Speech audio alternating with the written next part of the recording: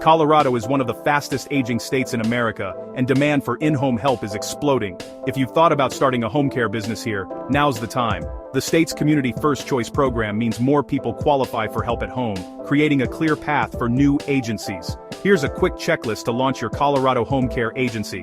1. Form your business. Set up an LLC or corporation with the Secretary of State, get your EIN and open a business bank account.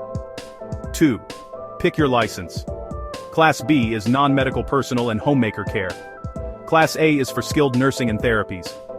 Pro tip, start with Class B and add A later. Get a Type 2 NPI if you plan to bill Medicaid or other payers that require it. 3. Write Colorado-compliant policies. Align with 6 CCR 1011-1, Chapter 26, covering hiring, training, service plans, infection control, and emergencies. 4. Apply to CDPHE.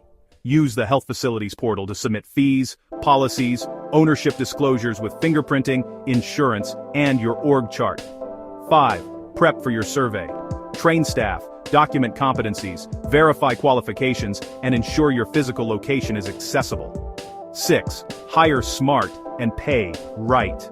Colorado requires at least 17-hour for direct care workers statewide and 1829 in Denver. Build retention with training and recognition. 7. Lean into demand and tech. There are fewer agencies here than in many states, so use tech like virtual check-ins and medication reminders to stand out. 8. Plan for Medicaid and CFC. To serve CFC members starting July 1, 2025, you must hold a Class A or B license. Plan your enrollment early. Maintain compliance through annual renewals, incident reporting, and ongoing training. If you want to shortcut the paperwork, get Colorado-specific policies and survey prep help from a consultant. Start lean, stay compliant, and scale with quality.